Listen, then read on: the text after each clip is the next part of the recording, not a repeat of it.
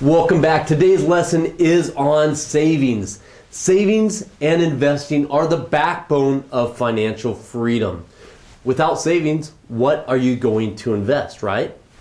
This exercise today will help you create a rock solid savings plan so you can invest your money so your money's working for you instead of you having to work for your money every time. Also, I'll be showing you how to have money sitting in the bank for the things that you want to do, the trips, the clothes, whatever it is that you want. The point of this entire lesson is to get you on a good savings habit. Some people say, Vince, I'll save more when I make more. But I'll tell you firsthand, you need to develop these good habits early, even when you're not making a lot of money. I was working with guys making $20,000, $30,000, $40,000 a month, and these guys would go out and spend every dime on liabilities. They'd buy cars, boats, four-wheelers, trips to Vegas, you name it, they bought it. And now these same guys are staying up at night because they're worried about how they're going to make their payments. Now, if they would have just bought assets instead of liabilities, they would be in such great shape now. Now let's talk about assets for a moment. Assets will allow you to get anything you want for free. And let me explain this one. Let's say I have $50,000 in my pocket right now. I want to go buy a car. So I can take this $50,000 and go plunk it down and buy a brand new car. Or I could take that same $50,000 and invest it.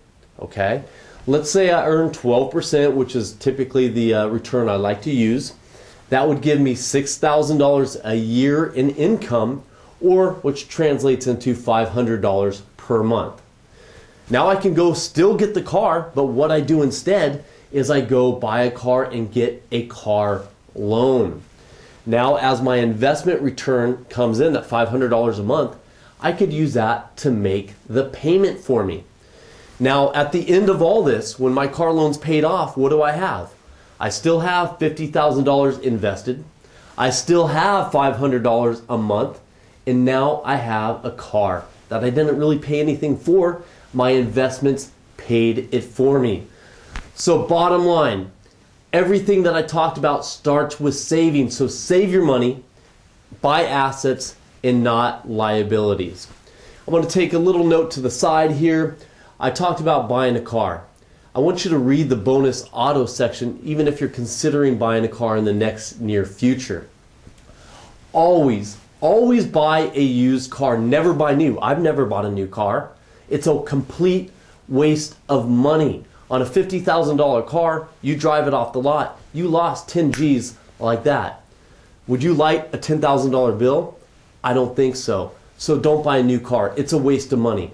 And before you lease, you probably shouldn't, but before you do, some cases it's okay if you have your own business. There's certain write-offs where it may benefit you, but don't consider a lease unless your tax person strongly advises this. So buy new, buy assets, not liabilities, and save your money, and that leads us into lesson number 1.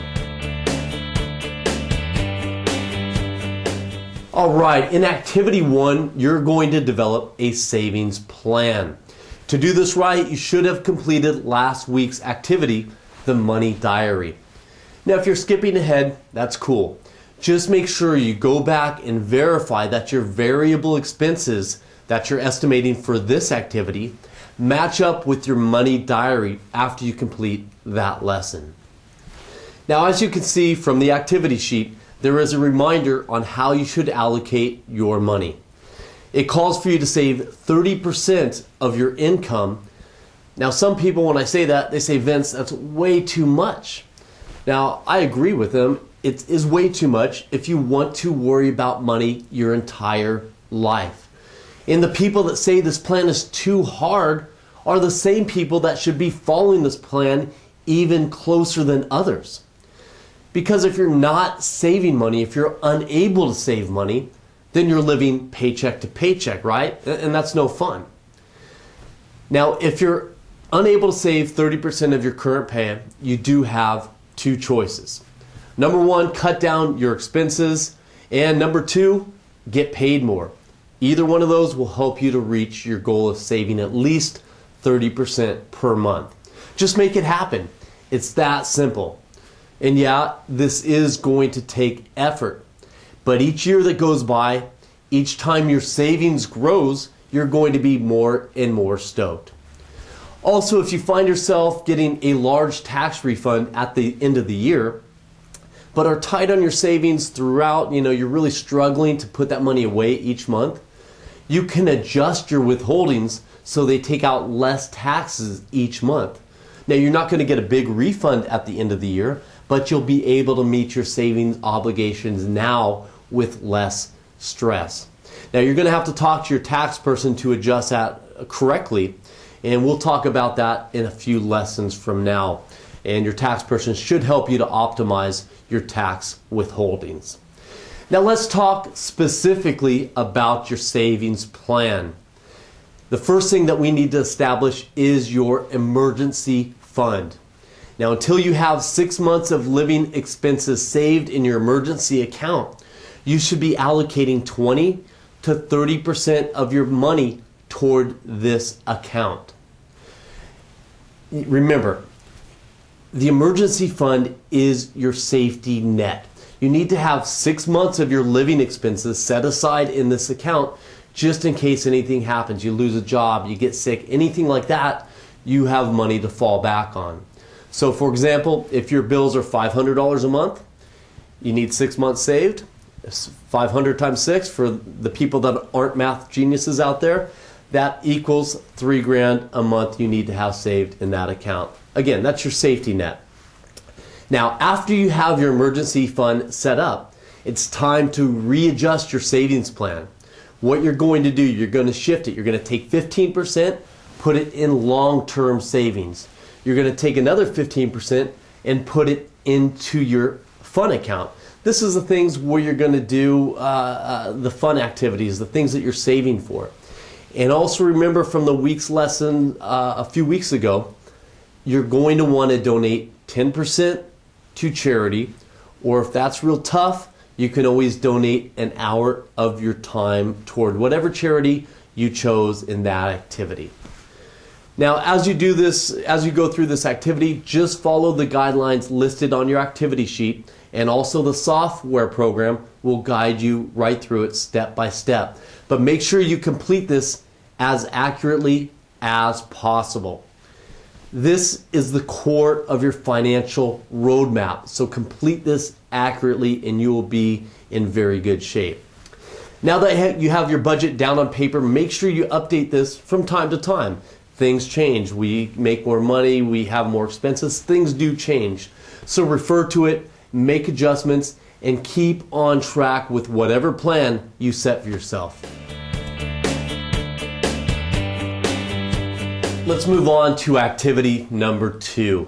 You're going to create a savings plan for the first 2 wants on the list you put together in the last lesson. For your wants, you can use the money set aside in your fund account, or you can use any leftover money that you have after you put the required amount away in your savings account as discussed in activity number 1.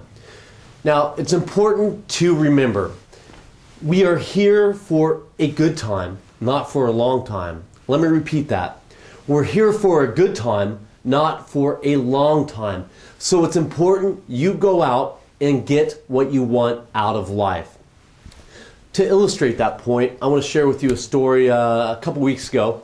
A bunch of my buddies from high school, we all got together. I haven't seen a lot of them in many, many years. I don't want to age myself, but it's been a few years. And we're all sharing stories, what you do when you catch up with friends.